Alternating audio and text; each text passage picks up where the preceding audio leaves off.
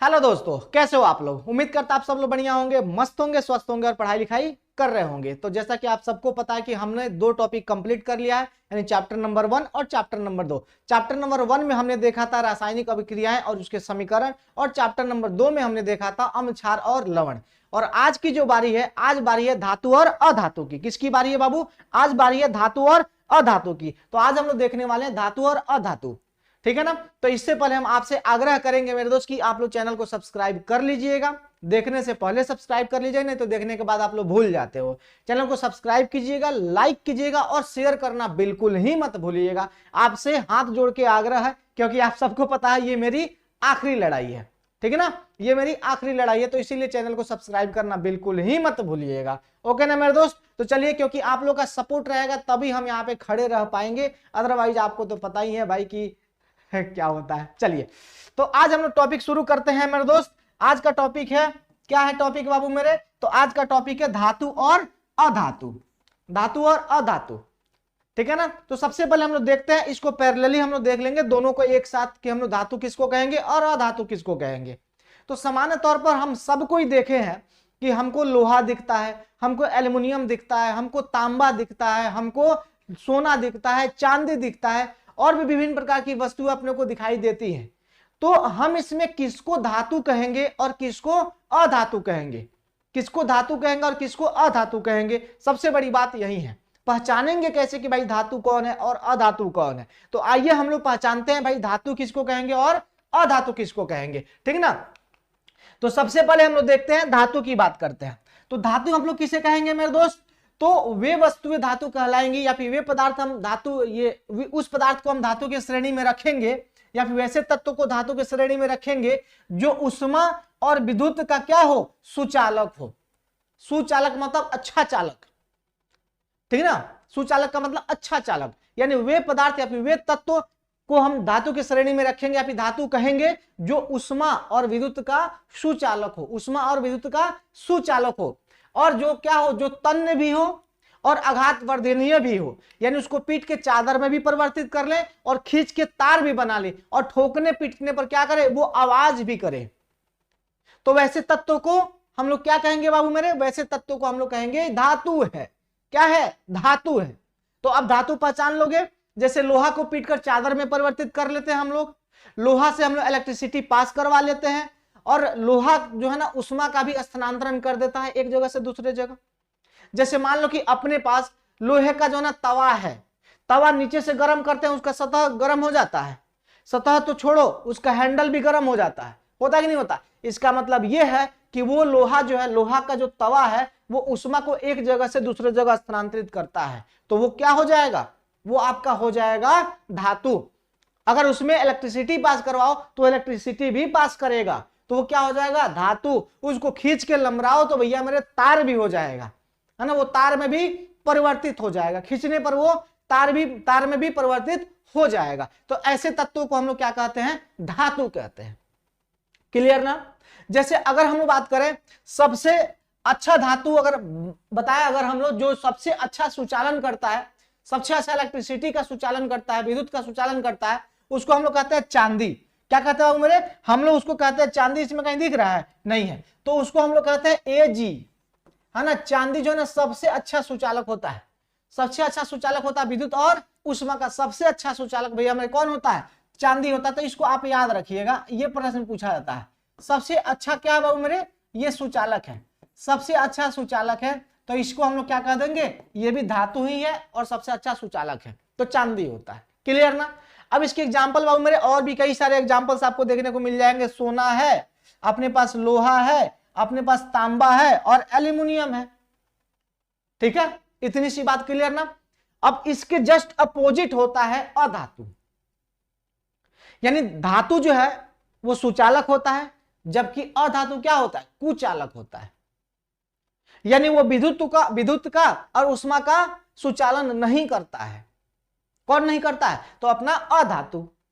तो यानी अब कह सकते हो परिभाषा के रूप में कि वे तत्व अधातु कहे जाएंगे जो उष्मा और विद्युत का क्या हो? कुचालक हो, या फिर अच्छा चालक नहीं हो। उसको हम लोग क्या कह देंगे? उसको हम लोग अधातु कह देंगे। क्लियर ना। उसको हम लोग क्या कह देंगे? अधातु कह देंगे। क्लियर। और साथ ही साथ इस ये तन्य भी नहीं हो, यानी इसको खींच के तार में भी हम लोग परिवर्तित नहीं कर पाए, इसको पीट के हम लोग चादर में भी परिवर्तित नहीं कर पाए, तो ऐसे तत्वों को हम लोग क्या कहेंगे, अधातु कहेंगे। ये अधातु की बात करें मेरे दोस्तों, इसमें ऑक्सीजन महोदय आ जाएंगे, नाइट्रोजन आ जाएंगे, सल्फर आ जाएंगे, फास्फोरस आ जाएंगे, आयोडीन आ जाएंगे, ऐसे कई सारे तत्व जो है वो अधातु की श्रेणी में आते हैं। ठीक ना, इतनी सी बात क्लियर। धातु और अधातु में अंतर भी आपको स्पष्ट हो गया, धातु और अधातु का परिभाषा भी आपको पता चल गया। अब हम लोग बात करते हैं मेरे दोस्त धातु और अधातु के भौतिक गुण। ठीक है, धातु और अधातु के भौतिक गुणधर्म, उसको हम लोग देखते हैं। तो अब बाबू हम लोग हमारे पास है धातु और अधातु के भौतिक गुणधर्म। इसको देखिए जरा ध्यान से और प्यार से देखिएगा। यहां से एग्जाम में प्रश्न पूछे जाते हैं, तो यहां से 2 नंबर के प्रश्न तो भैया मेरे पूछे जाएंगे पक्का। ठीक है ना, यहां से 2 नंबर के प्रश्न तो पूछे जाएंगे। ठीक है ना। अब देखिए सबसे पहले देखते हैं अवस्था। किसी भी पदार्थ के कितने अवस्था होते हैं बाबू, जल्दी से बताइए। तो किसी भी पदार्थ के गुरुजी 3 अवस्था होते हैं। अवस्था कितने होते हैं, 3 होते हैं। एक होता है ठोस, एक होता है द्रव, और एक होता है क्या, गैस। ठीक ना।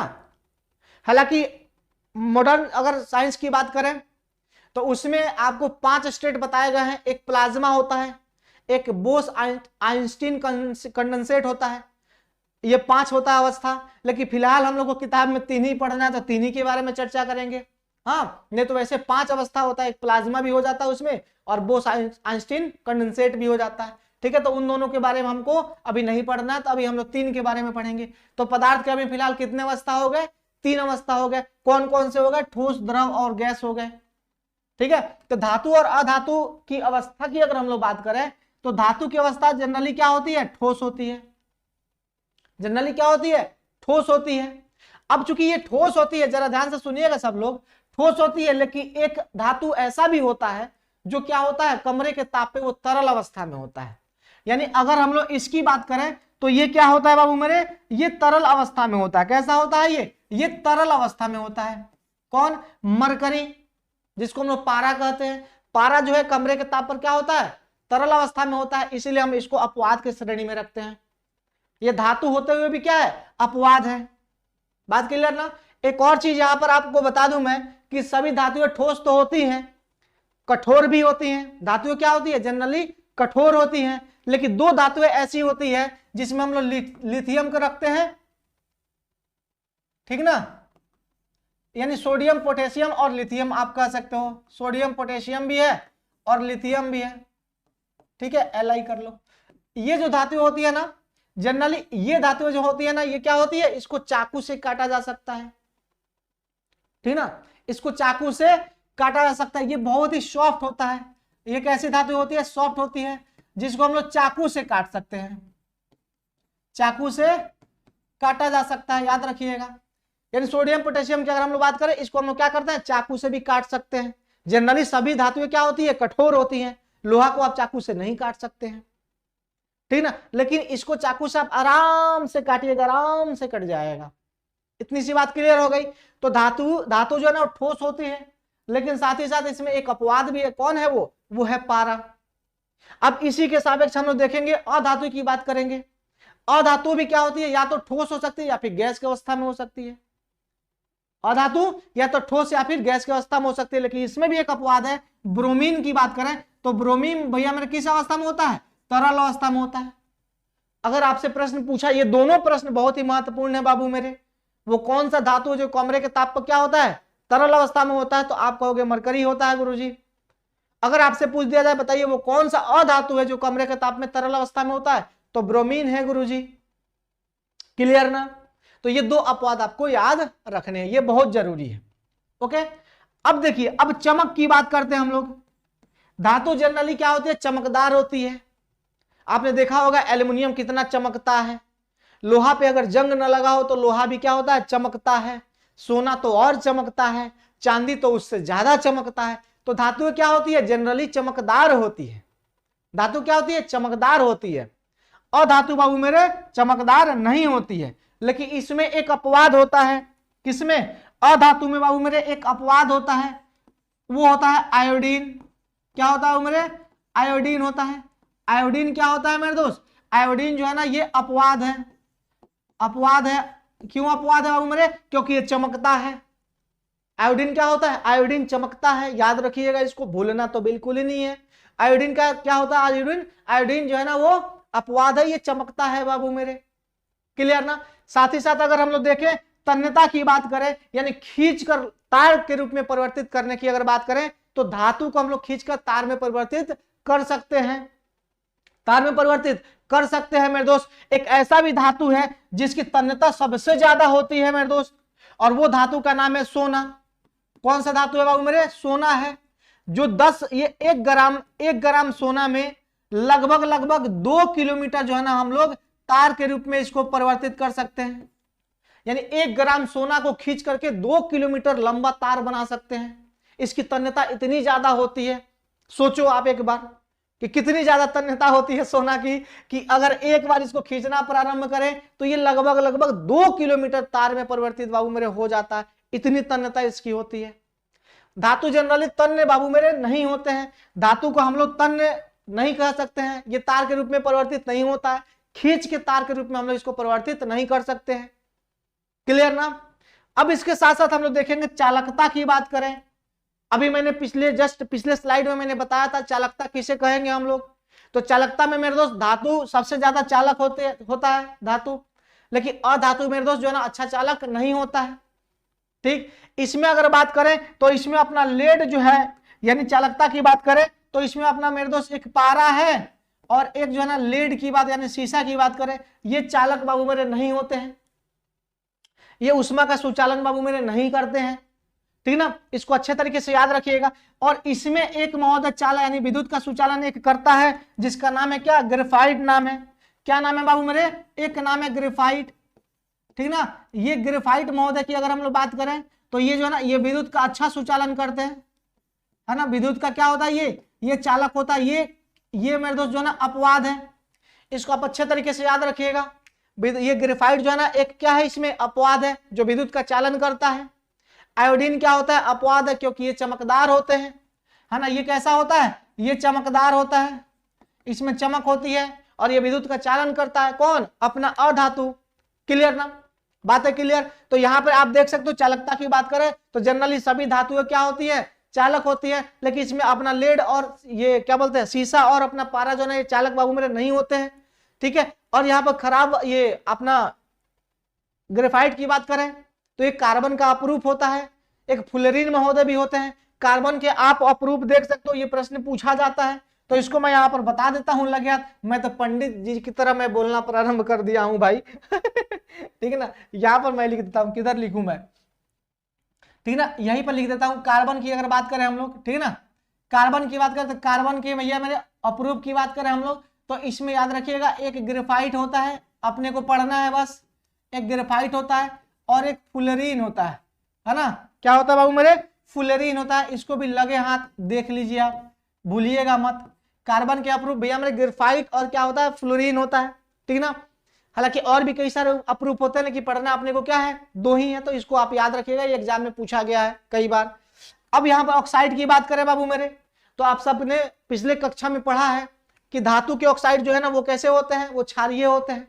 कैसे होते हैं? क्षारीय होते हैं। लेकिन आपके अधातु के ऑक्साइड क्या होते हैं? अम्लीय होते हैं। कैसे होते हैं बाबू मेरे? अम्लीय होते हैं। ठीक है।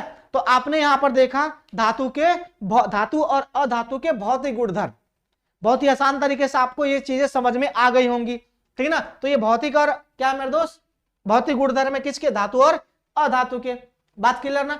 अब थोड़ा सा आगे बढ़ते हैं। ठीक है ना? अब देखते हैं मेरे दोस्त इसके रासायनिक गुणधर्म। किसके रासायनिक गुणधर्म बाबू? तो हम यहां पर देखेंगे धातु और अधातु के रासायनिक गुणधर्म। ठीक है ना?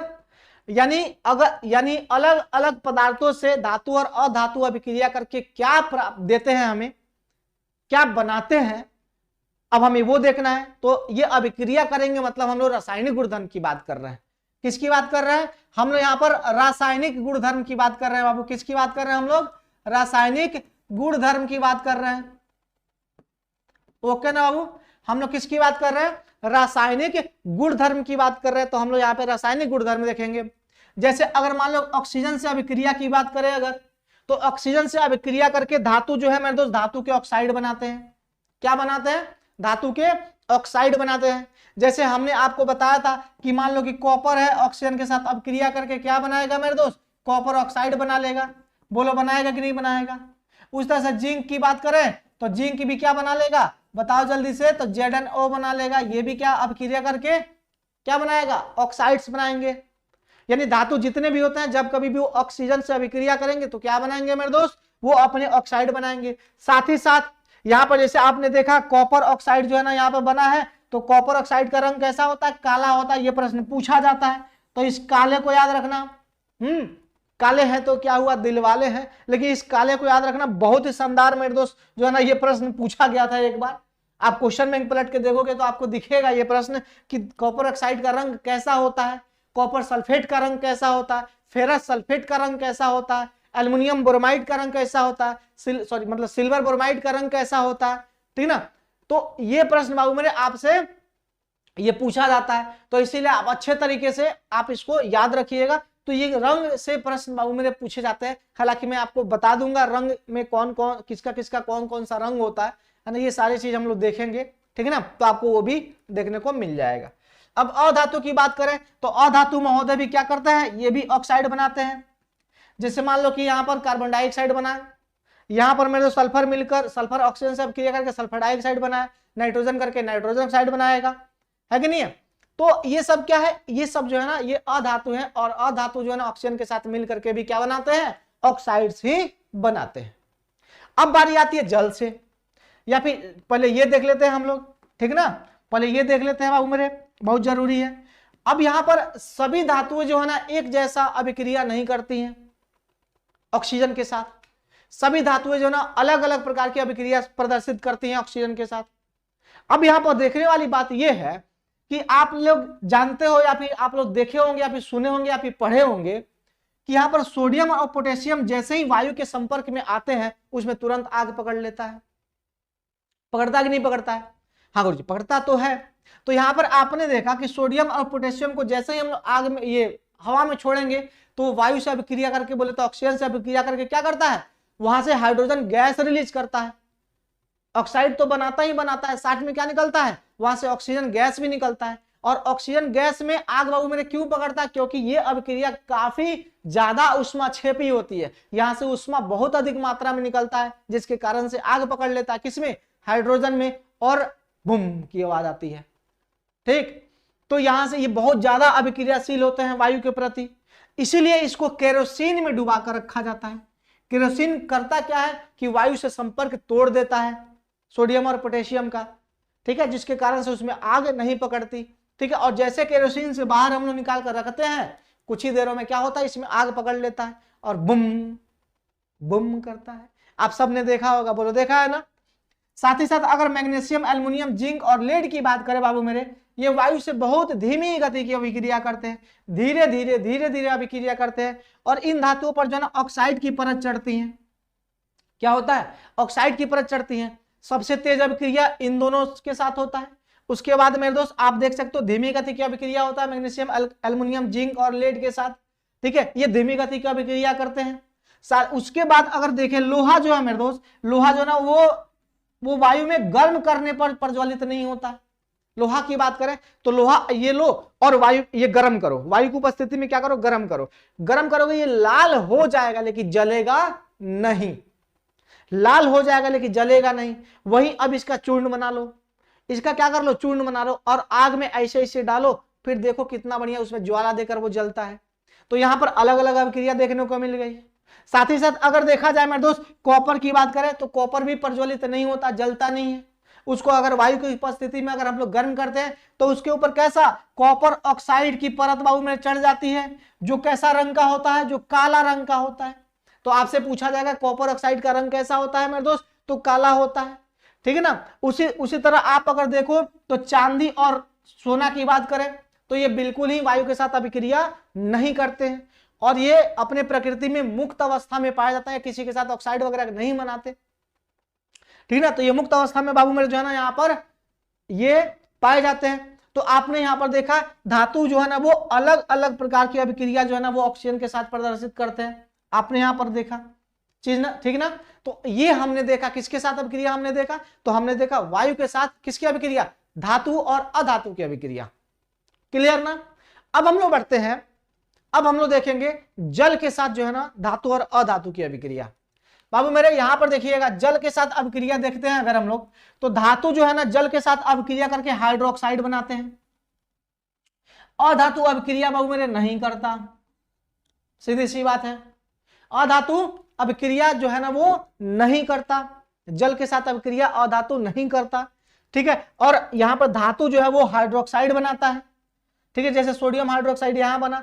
और यहां पर अगर बात करूं मैं, यहां पर धातु के ऑक्साइड भी जो है ना जल के साथ अभिक्रिया करके धातु के हाइड्रोक्साइड ही बनाते हैं।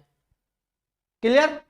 तो यहां पर आपने क्या देखा, धातु जल के साथ अभिक्रिया करके हाइड्रोक्साइड बनाते तो बनाते हैं, लेकिन साथ में अगर धातु के ऑक्साइड भी हैं, अगर वो भी जल के साथ अभिक्रिया करेंगे तो वो भी हाइड्रोक्साइड ही बनाएंगे। आपको यहाँ पर समीकरण दिख रहा होगा कि यहाँ पर आपने देखा सोडियम को जल में हमने मिलाया तो सोडियम हाइड्रोक्साइड बना, और यहाँ पर आपने देखा हाइड्रोजन गैस निकला, और यही गैस जो है ना वो ज्वलनशील गैस होता है, जो ये हाईली उष्माक्षेपी होता है, एक्सोथर्मिक होता है, इससे बहुत ज्यादा उष्मा निकलता है जिसके कारण से इसमें आग पकड़ता है। और यहाँ पर जो है ना आपको दिखता होगा सोडियम जो जलता है पप की आवाज के साथ जो है ना वो ब्लास्ट भी करता है, सबने देखा होगा, देखा है ना। यहां देखिए कैल्शियम भी भैया मेरे क्या है, यहाँ पर कैल्शियम हाइड्रोक्साइड है, क्योंकि ये जो है ना ये उष्माक्षेपी अभिक्रिया नहीं होता उतना ज्यादा, इसलिए ये हाइड्रोजन गैस जो है ना निकलता तो है लेकिन इसके साथ और मेरे चिपक जाता है, ठीक ना, और ये तैरने लगते हैं महोदय जी, ठीक है। तो ये इतना ज्यादा ये उष्माक्षेपी नहीं होता है, इससे इतना ज्यादा ऊर्जा नहीं निकलता है जिसके कारण इसमें आग नहीं पकड़ पाता, इसलिए ये जलता नहीं है। लेकिन ये महोदय बहुत ज्वलनशील होते हैं, पोटेशियम भी महोदय बहुत ज्वलनशील होते हैं, ठीक ना। अब जल के हाइड्रोक्साइड की, ये धातु के ऑक्साइड की बात करें तो यहाँ पे सोडियम ऑक्साइड है, ये जल से साथ मिला है तो यहाँ पे सोडियम हाइड्रोक्साइड बन गए महोदय। तो यहाँ पर धातु के ऑक्साइड भी अगर जल के साथ अभिक्रिया करते हैं तो उसके हाइड्रोक्साइड बनते हैं, और धातु स्वयं जल के साथ अभिक्रिया करता है फिर भी हाइड्रोक्साइड बनता है। तो जल के साथ अभिक्रिया आपने धातु और अधातु की देखी। अब जरा ध्यान से देखिएगा सब लोग मिलकर के प्यार से, यहाँ पर मैंने टेबल दे रखा है, टेबल में मैंने बताया कि सोडियम और पोटेशियम की बात करें ये सबसे ज्यादा क्रियाशील होते हैं और ये ठंडे जल के साथ भी अभिक्रिया कर लेते हैं, ठीक ना। यहां पर सोडियम और पोटेशियम की बात करें तो ये बहुत ज्यादा अभिक्रियाशील होते हैं। अब चूंकि जल में ऑक्सीजन मौजूद होता है तो इसीलिए उसके साथ भी अभिक्रिया महोदय कर लेते हैं। तो सोडियम पोटेशियम सबसे ज्यादा अभिक्रियाशील होते हैं और ये ठंडे जल के साथ भी बहुत तेजी गति से अभिक्रिया कर लेते हैं। साथ ही साथ अगर कैल्शियम की बात करें तो ये क्रियाशील होते हैं लेकिन इससे कम होते हैं, थोड़ा सा इससे कम होते हैं, और ये भी ठंडे जल के साथ अभिक्रिया बाबू मेरे करते हैं। कौन? कैल्शियम महोदय। क्लियर ना, इतनी सी बातें समझ में आ रही है ना। अब आगे देखो मैग्नीशियम महोदय की बात करें तो ये मध्यम अभिक्रियाशील होते हैं, बीच वाले होते हैं ये, और ये गर्म जल के साथ अभिक्रिया करते हैं। साथ ही साथ अगर हम लोग लोहा, एल्युमिनियम, जिंक की बात करें ये बहुत धीमी गति की अभिक्रिया महोदय करते हैं और ये केवल भाप के साथ अभिक्रिया करने का काम करते हैं। भाप बोले तो वाष्प की बात कर रहे हैं हम लोग। साथ ही साथ देखा जाए यहाँ पर लेड, कॉपर, ये सोना, चांदी की बात करें तो ये अभिक्रिया बाबू मेरे नहीं करते, ये जल के साथ कोई अभिक्रिया नहीं करते। नहीं तो पता चलता सुनार महोदय अमीर हो गए। अगर मान लो कि चांदी, सोना अगर जल के साथ अभिक्रिया करते तो सुनार महोदय लेके वो झाड़ते हैं, है ना। पता चलता वो झाड़ते झाड़ते जो ना आधा सोना आपका उन्हीं के पास रह गया, ठीक है ठीक, तो सफाई भी नहीं कर पाते। तो ये जो है ना ये अभिक्रिया जल के साथ महोदय नहीं करते। अब बात करते हैं अम्ल के साथ अभिक्रिया की बात करते हैं हम लोग। किसके साथ अभिक्रिया की बात करते हैं? अम्ल के साथ अभिक्रिया की बात करते हैं। तो धातु महोदय अम्ल के साथ अभिक्रिया करके क्लोराइड तो यानी बोले तो अपना लवण बनाते हैं और साथ में अपना हाइड्रोजन गैस रिलीज करते हैं। ये चैप्टर पहला में भी पढ़ा था हमने, चैप्टर सेकेंड में भी देखा था हमने, देखा था कि नहीं देखा था। तो यहां पर महोदय चैप्टर 1, चैप्टर 2 में भी हम लोगों ने देखा है कि धातु जब कभी भी अम्ल के साथ अभिक्रिया करेगा तो लवण बनाएगा और साथ में हाइड्रोजन गैस की प्राप्ति होगी। बात क्लियर ना। तो यहां पर आप देख सकते हो जिंक जो है ना वो अम्ल बोले तो HCl के साथ अभिक्रिया करता है तो जिंक क्लोराइड बनाता है और साथ में हाइड्रोजन गैस जो है ना यहाँ से रिलीज होता है। क्या निकलता है यहाँ से? हाइड्रोजन गैस निकलता है मेरे। और यही हाइड्रोजन गैस को आपने जांचना होता है ना तो क्या करते हैं, परख नली में HCl लेकर के उसमें जिंक का छोटा सा टुकड़ा डालते हैं और परखनली के ऊपर जो ना हम लोग मोमबत्ती रखते हैं, तो वो मोमबत्ती जो ना पॉप की साउंड देकर जलता है, जिसको हम लोग क्या कहते हैं, पॉप टेस्ट कहते हैं। क्या कहते हैं, पॉप टेस्ट कहते हैं। तो ये पॉपो का टेस्ट हो गया।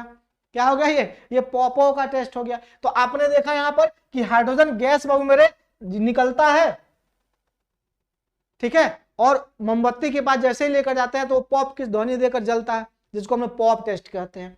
बात क्लियर ना। साथ ही साथ एक यहां पर अपवाद है कि अम्ल जो है, एक लोग यहां पर देख रहे थे बाबू मेरे, अपवाद में हम लोग देख रहे थे नाइट्रिक अम्ल देख रहे थे, और नाइट्रिक अम्ल जो है वो एक ऑक्सीकारक होता है। हाईली जो है ना ये मेरे दोस्त जो है ना ये ऑक्सीकारक होता है। आप कह सकते हो इसको उपचायक होता है। उपचायक होता है जो क्या करता है, हाइड्रोजन गैस को उपचयित करके जल में परिवर्तित कर देता है। इसी कारण से जब कभी भी धातु नाइट्रिक अम्ल के साथ अभिक्रिया करता है तो वहां से हाइड्रोजन गैस रिलीज नहीं होता है, वहां से हाइड्रोजन गैस रिलीज नहीं होता है। लेकिन याद रखिएगा, लेकिन इसमें भी मेरे दोस्त जो है ना क्या है, एक अपवाद है, जो मेरे दोस्त अपना मैग्नीशियम और मैंगनीज ये नाइट्रिक अम्ल के साथ अभिक्रिया करके ये क्या करते हैं, यहां से हाइड्रोजन गैस देते हैं। तो अपवाद आपने देखा कि जनरली धातु अम्ल के साथ अभिक्रिया करके हाइड्रोजन गैस देते हैं और साथ में लवण की प्राप्ति होती है। लेकिन नाइट्रिक अम्ल के साथ मेरे दोस्त लवण की प्राप्ति तो होती है, लेकिन हाइड्रोजन गैस वहां से रिलीज नहीं होता, वहां से जल की प्राप्ति होती है, क्योंकि ये ऑक्सीकारक है और ये हाइड्रोजन को ऑक्सीकृत करके जल में परिवर्तित कर देता है। लेकिन इसके लिए भी अपवाद है कि मैग्नीज और कौन, अपना मैग्नीशियम, ये दोनों जो है ये नाइट्रिक अम्ल के साथ अभिक्रिया करके क्या बनाते हैं मेरे दोस्त, लवण तो बनाते हैं और साथ ही साथ क्या करते हैं, हाइड्रोजन गैस भी यहां से उत्सर्जित करते हैं नाइट्रिक अम्ल के साथ। हालांकि सभी अम्लों के साथ बाबू मेरे धातु जो है ना अभिक्रिया करके हाइड्रोजन गैस देंगे और लवण बनाएंगे। बात क्लियर ना। उसी तरह से यहां पर अगर देखा जाए तो अधातु जो है ना वो अम्ल के साथ अभिक्रिया बाबू मेरे नहीं करता है। इसको आप अच्छे तरीके से याद रखेंगे, इसको आप अच्छे तरीके से याद रखेंगे कि अधातु जो है ना वो कभी भी अम्ल के साथ अभिक्रिया नहीं करते हैं महोदय। क्लियर। आगे बढ़ते हैं। अब आगे बाबू देखा जाए क्षार के साथ अभिक्रिया देखा जाए, ठीक ना, क्षार के साथ अभिक्रिया देखा जाए तो क्षार के साथ मेरे दोस्त धातु जो है ना वो अभिक्रिया जनरली जो है ना वो नहीं करता है। धातु जो है ना वो क्षार के साथ अभिक्रिया बाबू मेरे नहीं करता है, लेकिन इसमें से कुछ महोदय जो होते हैं ना, कुछ वो ये कर लेते हैं, ये जो ना क्षार के साथ अभिक्रिया बाबू मेरे कर लेते हैं। आप सबको पता होगा कि इसके ऑक्साइड जो होते हैं मेरे दोस्तों वो क्या होते हैं, वो जो है ना वो क्षारीय होते हैं। क्या होता है, क्षारीय होते हैं। तो क्षारीय महोदय क्षार के साथ जनरली अभिक्रिया नहीं करते हैं, लेकिन इसके ऑक्साइड की बात करें मेरे दोस्त तो ये अम्लीय होते हैं, ठीक ना, ये अम्लीय होते हैं। इसके साथ भी मेरे दोस्त जो है ना ये अभिक्रिया जो है ना वो नहीं करते, इसके साथ भी ये अभिक्रिया बाबू मेरे अधातु के साथ अभिक्रिया ये नहीं करते हैं। इतनी सी बात क्लियर ना, जल्दी से बताओ फटाफट सब लोग मिल करके, क्लियर कि नहीं क्लियर। तो अधातु भी बाबू मेरे अभिक्रिया क्षार के साथ नहीं करते हैं, क्लियर ना। चलो आगे बढ़ते हैं मेरे दोस्त, अगला जो है ना टॉपिक अपना। अब देखते हैं क्रियाशीलता श्रेणी। हाँ, सबसे बस आपको यही याद रखना है मेरे दोस्त, कौन करता है कौन नहीं करता है। अगर ये आपको याद हो जाएगा तो फिर सारा खेल खत्म हो गया, साइंस का इस चैप्टर का खेल ही खत्म हो जाएगा, ठीक है ना। तो सबसे ज्यादा जरूरी है कि आपको कौन अभिक्रिया करता है कौन अभिक्रिया नहीं करता है, कौन अभिक्रिया करता है कौन अभिक्रिया नहीं करता है, ये जरूरी है। बात क्लियर ना। तो इसको अच्छे तरीके से आपको देखना है, ठीक है। आगे देखिए, अब क्रियाशीलता श्रेणी की बात करें तो ये अभिक्रियाशीलता श्रेणी कहिए या फिर क्रियाशीलता श्रेणी कहिए, किसकी बात कर रहे हैं हम लोग, क्रियाशीलता श्रेणी की बात कर रहे हैं। ये क्या होता है मेरे दोस्त, तो सभी धातु के अपनी अपनी क्रियाशीलता है। कौन ज्यादा रिएक्शन करने में मशहूर है, कौन मध्यम रिएक्शन करने में मशहूर है, कौन कम रिएक्शन करने में मशहूर है और कौन नहीं रिएक्शन करने में मशहूर है। यानी किसकी क्रियाशीलता कितनी ज्यादा है, किसकी उससे कम है, फिर उससे कम है या फिर किसकी नहीं है, ठीक है। अब इसी को हम लोग क्या करते हैं, श्रेणीबद्ध तरीके से रख देते हैं। जैसे हमने देखा था सोडियम और पोटेशियम की अभिक्रियाशीलता कितनी ज्यादा थी, फिर उससे कम कैल्शियम की थी, फिर मैग्नीशियम का था, फिर एल्युमिनियम का था, लोहा का था, जिंक का था, है कि नहीं है। फिर उसके बाद से सोना और चांदी का तो बिल्कुल ही नहीं था। तो ये क्या है, आप देखें कि एक हम इसको क्रमबद्ध तरीके से हम लोग क्या करते हैं, इसको रख देते हैं। इसी को हम क्या करते हैं, क्रियाशीलता श्रेणी कहते हैं। जैसे सबसे ज्यादा क्रियाशील कौन है, पोटेशियम है, उसके बाद से सोडियम है, कैल्शियम है, मैग्नीशियम है, एल्युमिनियम है, जिंक है ना, लोहा है, यहाँ पर शीशा है, बोले तो लेड है, हाइड्रोजन है, कॉपर है, पारा है, चांदी है, सोना है। यानी इधर से जैसे हम लोग बढ़ते जा रहे हैं तो अभिक्रियाशीलता क्या हो रहा है, घटते जा रहा है। तो यह एक श्रेणी है, हम लोग को इतना ही पढ़ना है। हायर क्लास में और ज्यादा पढ़ोगे आप, ठीक है, तो फिलहाल हम लोग को इतना ही पढ़ना है। तो ये अपना अभिक्रियाशीलता श्रेणी है मेरे दोस्त। अब इसका काम क्या होता है जरा ध्यान से सुनिएगा, कहां इस्तेमाल इसको करते हैं ये देखना जरूरी है। कि जब कभी भी अपने पास कोई रिएक्शन होता है ना बाबू, अभिक्रिया होता है ना, तो अभिक्रिया कैसे होता है, लेन देन से होता है, लेन देन से होता है। या फिर कोई जाके किसी को हटा देगा, वहां पर जाके बैठ जाएगा तो अभिक्रिया होगा, या फिर आपस में लेन देन हो जाएगा तो अभिक्रिया होगा, या फिर आपस में मिल जाएंगे तो अभिक्रिया हो जाएगा। होता है कि नहीं होता है? तो यहां पर अब ये अभिक्रियाशीलता श्रेणी यहां पर काम करने आता है, यहां पर काम आता है कि जैसे अगर हम लोग देखें कि जो सबसे ज्यादा अभिक्रियाशील होता है वो हमेशा कम अभिक्रियाशील को दबाने की कोशिश, यानी उसको उसके यौगिक से हटाने की कोशिश करता है, ठीक है। यानी जो सबसे ज्यादा अभिक्रियाशील होता है वो कम अभिक्रियाशील तत्वों के उसके यौगिक से उसको हटाने की कोशिश करता है। जैसे बात करें, ये समाज से सीखा है ये। हाँ, जैसे मान लो कि जिंक यहां पर आपको दिख रहा है और यहां पर कॉपर सल्फेट दिख रहा है। अब कॉपर चूंकि देखो कहां है, यहां है, जिंक कहां है बाबू मेरे, यहां है। अब कॉपर जो है ना कम अभिक्रियाशील है, जिंक ज्यादा अभिक्रियाशील है। तो जिंक क्या कहेगा, कहेगा कॉपर भाई तू निकल यहां से, अब हमें सल्फेट के साथ रहना है, अब हमें सल्फेट के साथ रहना है। तो ये महोदय क्या करेंगे, इसको मारेंगे लात और बोलेंगे चल निकल यहां से, और ये जाके भैया में सल्फेट के साथ जुड़ेंगे और देखो जिंक सल्फेट बनाएंगे यहां पर, और कॉपर महोदय जाके अकेले जो है ना उधर बैठ जाता है। ये समाज में हमेशा ऐसा होता रहता है कि हमेशा कमजोरों को दबाया जाता है, हमेशा कमजोरों को दबाया जाता है। तो यहां पर भी कमजोर यही है कॉपर महोदय, ये हर जगह लात खाता, देखो कितना पीछे है। इसके आगे जितना भी आएंगे सबको इसको रिप्लेस करेगा, भगाएगा, कहेगा चल साइड में हट, साइड में हट, साइड में हट, है कि नहीं है? तो इस प्रकार से बाबू मेरे होता है, ये हटते रहते हैं, ये हटते रहते हैं, ठीक ना। लोहा भी आएगा मेरे दोस्त, लोहा भी कहेगा, लोहा भी आएगा और कहेगा मेरे दोस्त चलो कॉपर सल्फेट यहाँ पर मान लो रख दिए, तो यहाँ पर ये भी आएगा, कहेगा ए चल हट यहाँ से, और कॉपर महोदय को कहेगा चल हट यहाँ से, फेरस सल्फेट बनाएगा और कॉपर को कह देगा चल निकल यहाँ से, बाजू हट, बाजू हट। इसको तो समाज में भी ऐसा ही ना होता है, कमजोरों को, जो दमदार लोग होते हैं, जो मजबूर लोग होते हैं, मजबूत लोग, वो हमेशा कमजोरों को दबा कर ही रखते हैं। वही वाला हाल यहाँ भी देखो, वही हो रहा, ठीक ना। तो ये क्रियाशीलता श्रेणी बाबू मेरे अपनी हो गई, इसको याद कर लीजिएगा, ये जरूरी होता है, ठीक ना। ये एग्जाम में पूछा जाता है कि निम्न में से कौन सबसे ज्यादा अभिक्रियाशील है, तो आपको अभिक्रियाशीलता श्रेणी याद रहेगी तभी पता चल पाएगा, अदरवाइज नहीं। तो इसको याद करना बेहद ही जरूरी है, ठीक ना। चलिए आगे बढ़ते हैं। आगे बाबू मेरे, अब धातु और धातु के साथ अभिक्रिया करके क्या खेला करता है, ठीक ना। तो जनरली अगर हम लोग बात करें तो धातु और अधातु की अगर हम लोग बात यहाँ पे कर रहे हैं तो धातु हमेशा इलेक्ट्रॉन देने का काम करता है, अमीर होता है। अधातु गरीब होता है, वो हमेशा कर्ज लेते रहता है, कर्जदार होता है, ठीक है। तो यहाँ पर हम लोग देख रहे हैं, जैसे मान लो कि अपने पास एक सोडियम है, क्या है मेरे, अपने पास सोडियम है, यहीं पर लिख दे बगल में, यहाँ पर अपने पास एक सोडियम है और एक क्या है, क्लोरीन है। ये हो गए धातु, ये हो गए अधातु। ये कहेगा एक काम करते हैं भैया मेरे, हम जो है ना एक तुमको, हम बहुत अमीर आदमी है, ये लो, ये तुम लो, एक इलेक्ट्रॉन तुम ले लो। तो ये एक इलेक्ट्रॉन दे देता है, जैसे देगा तो इसके ऊपर एक प्लस चार्ज आ जाएगा, और ये कहेगा भाई दे दे दे दे दे दे मुझे दे दे। अब ये जैसे लेगा तो भैया मेरे ये कर्ज लिया है ना, तो ये कर्ज लिया है तो इसके ऊपर क्या हो जाएगा, ऋण का साइन आ जाएगा, नेगेटिव का साइन आ जाएगा। अब दोनों चार्ज हो गए तो दोनों के अंदर क्या होगा, फोर्स ऑफ अट्रैक्शन बाबू मेरे लगेगा। अब ये चिपके एक साथ मिलेंगे और मिल करके बना लेंगे क्या, NaCl बना लेंगे। अब ये जो इसके बीच में जो बंध बना है मेरे दोस्त, उसको कहते हैं आयनिक बॉन्ड। क्या कहते हैं हम लोग, आयनिक बॉन्ड कहते हैं। अब मेरे दोस्त ये आयनिक बॉन्ड जो बना है इन दोनों के बीच में किसके कारण से बना है, तो इस आवेश के कारण से बना है, इस लेन देन के कारण से बना है, क्लियर ना। तो यहां पर बन गया क्या, आपका आयनिक बॉन्ड बन गया। तो आपने सेम उसी तरह से आप देखो, यहाँ पर सोडियम महोदय है, एक इलेक्ट्रॉन दे रहे हैं, यही इलेक्ट्रॉन महोदय ये ले रहे हैं, तो ये दे करके क्या बन गए, पॉजिटिव हो गए, ये ले करके क्या बन गए, नेगेटिव हो गए। दोनों में फोर्स ऑफ अट्रैक्शन लगेगा आवेश के कारण से। अब ये भैया मेरे बना लेंगे NaCl। इसी तरह से यहां पर आपको मैग्नीशियम में भी देखने को मिल जाता है, क्योंकि यहाँ पे 2 इलेक्ट्रॉन निकलेंगे। क्यों भाई? क्योंकि मैग्नीशियम का वैलेंसी वही होता है, यहाँ पर ऑक्सीजन का वैलेंसी वही होता है। भैया मेरे लेन देन हो जाएगा, बराबरी वालों में रिश्ता ना होता है तो बराबरी के रिश्तेदार हैं, है कि नहीं? तो लेन देन दोनों में हो जाएगा, यहाँ पे मैग्नीशियम ऑक्साइड बाबू मेरे बन जाएगा।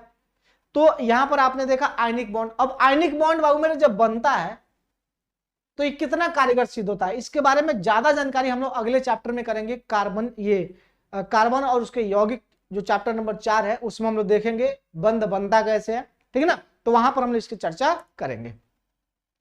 तो अब इसके कुछ गुण धर्म देख लीजिए, है ना। आयनिक जो यौगिक है उसके कुछ गुण होते हैं। इसका गलनांक बाबू मेरे जो है सबसे ज्यादा होता है। किसका? आयनिक यौगिक का। क्वथनांक भी सबसे ज्यादा होता है। गलेगा भी टेम्परेचर इसको चाहिए, हाई टेम्परेचर चाहिए। वाष्प भी बनेगा, उबलेगा भी भैया में, तो उसके लिए भी हाई टेम्परेचर चाहिए, ठीक ना। तो ये गलनांक और क्वथनांक में तो इसका बहुत ही ज्यादा हाई होता है। फिर अगर देखा जाए घुलनशीलता, तो बहुत आसानी से जल में घुल जाते हैं। हाँ, इसके घुलनशीलता की अगर बात करें तो ये जल में बहुत ही आसानी से बाबू मेरे घुल जाते हैं, ठीक। साथ ही साथ देखा जाए तो विद्युत की चालन करते हैं, लेकिन कंडीशन है इसके साथ, वो अपने विलयन अवस्था में यानी गलित रूप में जो है ये परिचालन करेंगे विद्युत का, अदरवाइज नहीं करेंगे। ऐसे नमक को आपने देखा होगा, नमक क्या होता है? आयनिक यौगिक होता है। उस यौगिक में अगर मान लो इधर से इलेक्ट्रिसिटी पास कराओगे तो उधर नहीं जाएगा, लेकिन जैसे उसमें जल मिला के घोल दोगे तब इलेक्ट्रिसिटी पास करना शुरू कर देगा। क्यों होता है ऐसा? क्योंकि आप सबको पता है मेरे तो जल में घुलने के बाद वो टूट जाते हैं, इसमें और किसमें? इसमें। अब ये आवेशित कण भैया में उसमें घूमने फिरने लगते हैं, तो अब क्या करेंगे? आवेशित कण ही तो विद्युत का चालन करते हैं, तो आवेशित कण ही तो विद्युत का चालन करते हैं। अब आवेशित कण वहां पे मिल जाएगा तो विद्युत का चालन बाबू मेरे होना शुरू हो जाएगा। तो ये अपने गलित अवस्था में क्या करते हैं, या फिर विलयन स्वरूप में क्या करते हैं? ये विद्युत का चालन करते हैं। साथ ही साथ ये ठोस होते हैं। क्या होते हैं? ठोस होते हैं या फिर भंगुर होते हैं। भंगुर कहने का मतलब एक बार हथौड़ा मारो भुरभुरा हो जाए, तो ये ठोस भी हो सकता है, भंगुर भी हो सकते हैं। तो आयनिक यौगिक का ये भैया हमारे कुछ गुण हैं, इसको आप याद रखिएगा, यहां से पूछा जाता है। बताइए आयनिक यौगिक सामान्यतः आयनिक बंध जो है वो सामान्यतः कैसा होता है? कमजोर होता है, स्ट्रांग होता है, या फिर इनमें से दोनों, या फिर इनमें से कोई नहीं? तो भैया मेरे बहुत ही ज्यादा स्ट्रांग होता है, याद रखिएगा, ये आसानी से नहीं टूटता है। तो यहां से ये प्रश्न जो है ना वो बनता है, इसको अच्छे तरीके से याद आपको रखना है। अब यहां से धातु का निष्कर्षण। धातु हमने बहुत किया, हाँ धातु हमने बहुत किया, लेकिन धातु हम लोग लाते कहां से? धातु हमको मिलता कहां से? सबसे बड़ी बात यही है कि धातु मिलता कहां से। अब हमें धातु का परिष्करण देखना है। क्या देखना है बाबू मेरे? धातुओं का परिष्करण देखना है, धातुओं का निष्कर्षण देखना है, यानी धातु हमको मिलता कहां से है। तो इसमें दो चीजें आपको स्पष्ट रूप से आपको याद होंगी अगर आप जानते हो तो, या फिर सुने होंगे कहीं ना कहीं। एक होता है खनिज और एक होता है अयस्क, ठीक है ना। एक खनिज होता है और एक अयस्क होता है, दोनों का नाम सुना होगा। तो जो प्राकृतिक रूप से जो पाए जाने वाले, जो भू प्रॉपर्टी में जो पाए जाने वाले पदार्थ होते हैं उसको हम लोग क्या कहते हैं? खनिज कहते हैं। जिसमें धातु की मात्रा अधिक हो उसको हम लोग अयस्क कह देते हैं। यानी कुल मिलाकर बात यह है कि खनिज सामान्यतः प्राकृतिक रूप से पाए जाते हैं, भू प्रॉपर्टी में पाए जाने वाले पदार्थ होते हैं, और जिन पदार्थों में सबसे ज्यादा धातु होते हैं और उसको निकालना हमारे लिए लाभदायक होता है, तो वैसे खनिज को हम लोग क्या कह देते हैं? अयस्क कह देते हैं। यानी कुल मिलाकर बात यहां पर यह है कि अयस्क जो है वो खनिज होता है। अयस्क क्या होता है मेरे दोस्त? खनिज होता है। यानी सभी अयस्क जो है वो खनिज होते हैं, लेकिन सभी खनिज जो है ना वो अयस्क नहीं होते हैं, क्योंकि कुछ कुछ खनिज में, जैसे मान लो हमने कहा था खनिज तेल, उसमें धातु वगैरह तो है नहीं अपने पास, ठीक है ना, उसको निकालना अपने लिए लाभदायक है, बट उसमें धातु वगैरह तो है नहीं, ठीक है ना। तो धातु जिसमें होगा उसको हम लोग कह देंगे अयस्क, ठीक है ना। और यानी उसको निकालना हमारे लिए अगर लाभदायक है तो हम उसको अयस्क कहेंगे। यानी सभी अयस्क खनिज होता है, सभी अयस्क खनिज होता है, लेकिन सभी खनिज अयस्क नहीं होता, याद रखिएगा, ठीक ना। अब अयस्कों से हमको क्या करना है मेरे दोस्त, अयस्कों से हमें क्या करना, धातु निकालना है। अयस्कों से हमें क्या करना, धातु निकालना है। तो इसको समझने के लिए सबसे पहले हम एक छोटा सा काम करेंगे, बाबू मेरे जरा ध्यान से और गौर फरमाइएगा, ओके ना।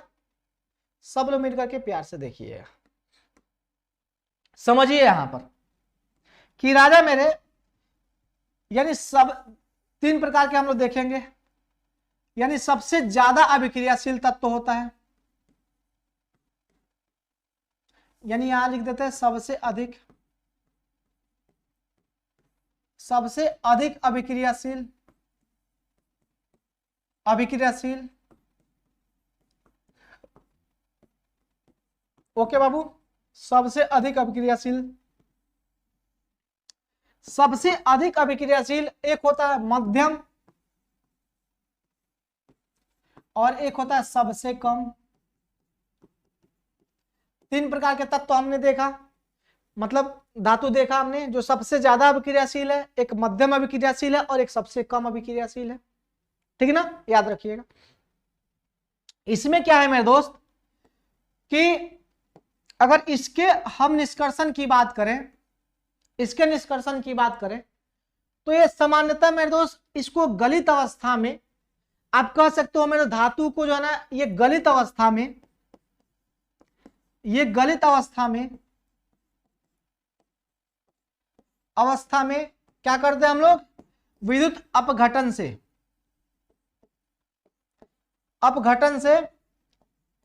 हम लोग क्या करते हैं, इसको प्राप्त कर लेते हैं, अपने को क्या मिल जाता है, धातु मिल जाता है।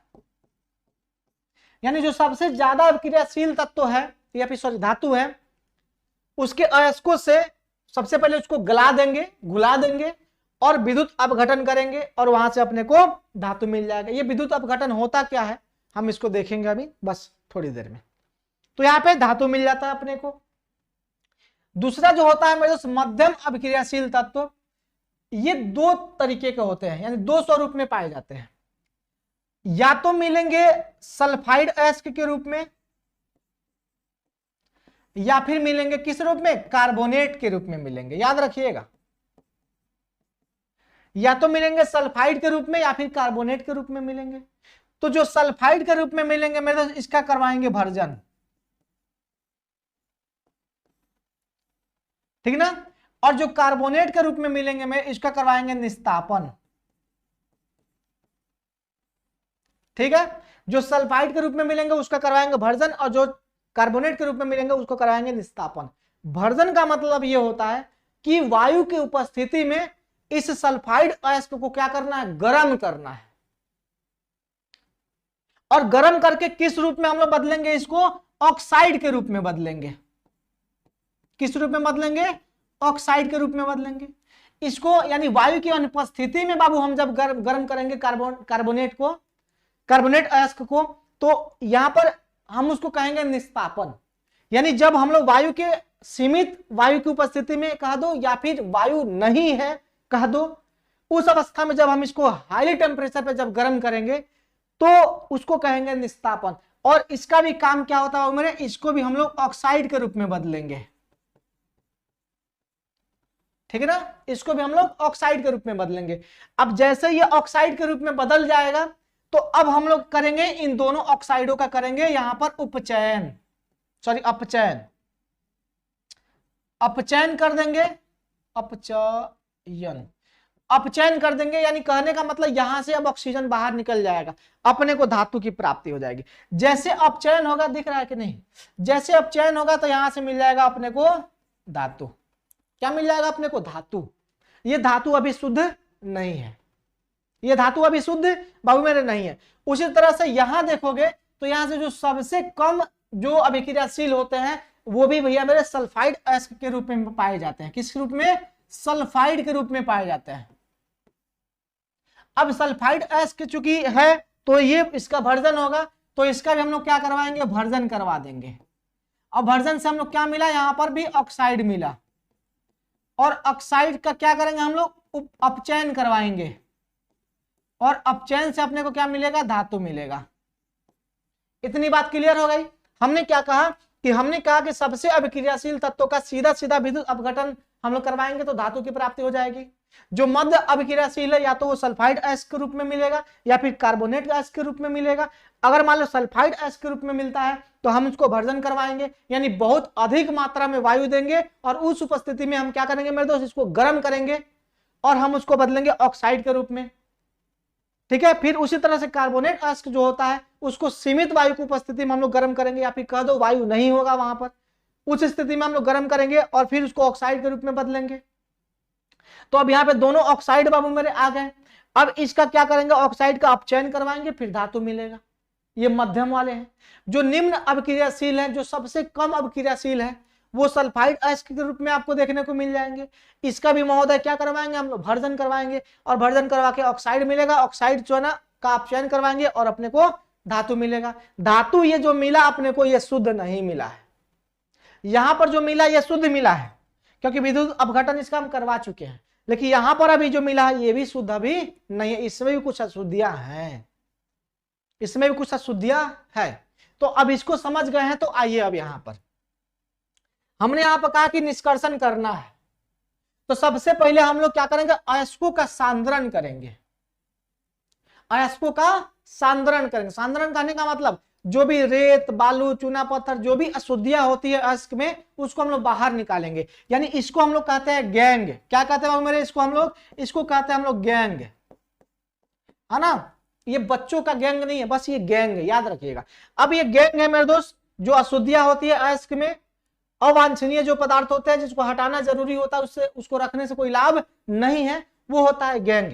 तो सबसे पहला अयस्कों का सांद्रण हमने कर दिया, अलग कर दिया, गैंग को अलग कर दिया। अब अपने पास जो बच गया, अयस्क जो बच गया, अब उसको हम लोग करेंगे ऑक्साइड में रूपांतरण करेंगे, जो मैंने यहां पर बताया आपको। अब ये अयस्क किस रूप में होंगे मेरे दोस्त, तो या तो होंगे ये सल्फाइड के रूप में, किस रूप में होंगे, सल्फाइड के रूप में होंगे, या फिर होंगे किस रूप में, बताओ जल्दी से, कार्बोनेट के रूप में। किस रूप में, कार्बोनेट के रूप में। या तो ये सल्फाइड के रूप में होंगे या फिर ये कार्बोनेट के रूप में होंगे। तो जब सल्फाइड के रूप में होंगे तो इसका करवाएंगे हम लोग वर्जन। आप देख सकते हो सल्फाइड अयस्कों को वायु की उपस्थिति में अधिक ताप पर गर्म करना। जैसे मान लो यहाँ पे जिंक सल्फाइड है, इसको हम लोग वायु की उपस्थिति में क्या किए, यहां से गर्म किए, बहुत ज्यादा टेम्परेचर दिए। तो अब देखो जिंक ऑक्साइड बन गया, साथ में सल्फर डाइऑक्साइड भी बना, ये उड़ जाएगा, ये रह जाएंगे महोदय। उसी तरह से यहाँ पर कार्बोनेट के रूप में जिंक कार्बोनेट अपने पास है, इसको हमने क्या किया, वायु की सीमित वायु की उपस्थिति में हमने इसको गर्म किया, तो जिंक ऑक्साइड मिला और साथ में कार्बन डाइऑक्साइड मिला, कार्बन डाइऑक्साइड उड़ के चला गया हवा में। तो अब अपने को मिल गया ऑक्साइड यहां भी है, ऑक्साइड यहां भी है। अब इन महोदय का क्या करेंगे, अपचयन करवाएंगे। अपचयन करने का मतलब क्या, वहां से ऑक्सीजन को हटाना है अपने को। तो अब इसके लिए कार्बन लाते हैं, हालांकि कई सारे अपचायक का इस्तेमाल करते हैं, लेकिन कार्बन हम लोग यहाँ पे अभी फिलहाल देख रहे हैं। तो यहाँ पर कार्बन का इस्तेमाल हमने किया और यहां से केवल अपने को धातु मिल गया, और कार्बन मोनोऑक्साइड भैया मेरे बाहर निकल के हवा में उड़ गया। तो अपने पास क्या है, अब जिंक मिल गया, ये शुद्ध नहीं है, ये शुद्ध नहीं है। अब इसका करेंगे हम लोग परिष्करण। परिष्करण क्या होता है, परिष्करण का सबसे प्रमुख विधि होता है विद्युत अपघटनी परिष्करण।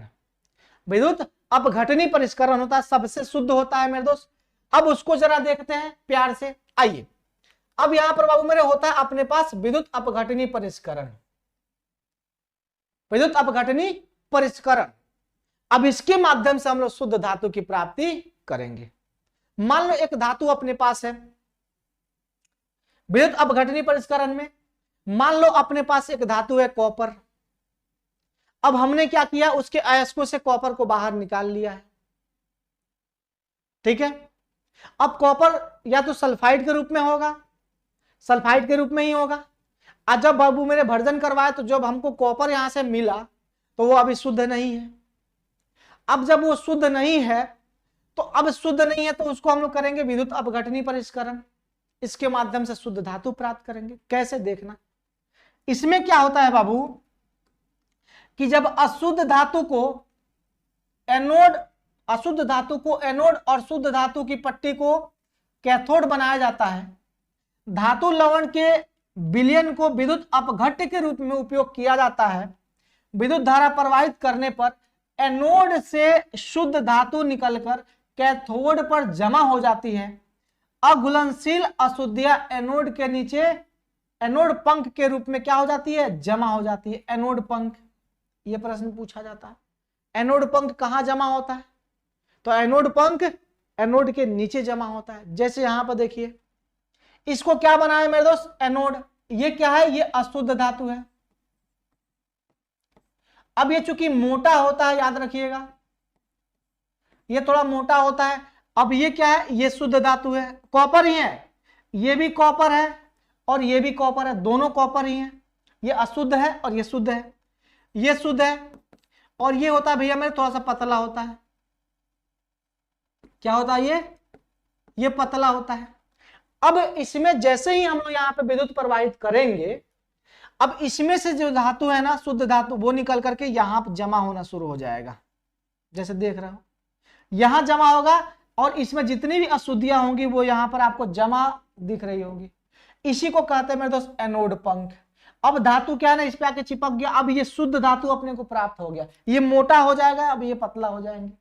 इधर से निकल के आता रहेगा, आता रहेगा, आता रहेगा, तो ये शुद्ध होता जाएगा। ये भैया मेरे इसमें अशुद्धियां नीचे गिर के जमा होती रहेंगी और ये पतला होता जाएगा। तो यहां से शुद्ध धातु की प्राप्ति हो जाती है, किसके माध्यम से, विद्युत अपघटनीय परिष्करण के माध्यम से। तो अब आपके पास जो है ना शुद्ध धातु प्राप्त हो गया। क्लियर ना? तो हमने देखा कि किस प्रकार से हमने धातु का निष्कर्षण किया, धातु को कैसे उसके अयस्कों से हमने प्राप्त किया। क्लियर? तो यहां तक आपका ये जो है ना टॉपिक कंप्लीट हुआ। अब थोड़ा सा आगे बढ़ते हैं। धातु अपने को मिल गया, अब धातु संक्षारित भी होगा। अब धातु क्या होगा, अगर मान लो प्राप्त हो गया, कहीं छोड़ दे तो ये नमी के संपर्क में आएगा तो संक्षारित भी होगा। ठीक है, अम्ल के ये संपर्क में आएगा तो संक्षारित भी होगा। ठीक है ना? तो अब उससे बचाना है। जैसे मान लो कि धातु की सतह पर धीरे धीरे ऑक्सीकरण, उसका सतह जो है ना वो ऑक्सीकृत होते रहता है और उसकी ऊपरी परत जो है ना वो कमजोर हो जाती है। ठीक है ना, वो कमजोर हो जाती है। अब जिसके कारण से क्या होता है मेरे दोस्त, वो परत जो है जड़ के गिर जाती है, तो धातु क्या हो गया, और कमजोर हो गया। उसी को हम लोग कहते हैं संक्षारण। अब इसका बचाव कैसे करेंगे, तो हम लोग करेंगे पेंटिंग के द्वारा बचाव, यानी पेंट कर देंगे, वायु से संपर्क तोड़ देंगे, धातु सब सुरक्षित रह गया। या तो करेंगे उसके ऊपर तेल लगा देंगे, ग्रीस लगा देंगे, तो भी वायु के संपर्क में वो नहीं आएगा, तो भी मेरे दोस्त क्या हो गया, धातु अपना बच गया। अब गैल्वेनाइजेशन यानी जिंक की परत ऊपर चढ़ा देंगे तो केवल जिंक की वायु के संपर्क में आएगा, अंदर का धातु जो है ना वो सुरक्षित रहेगा। इस तरह से भी हो जाएगा।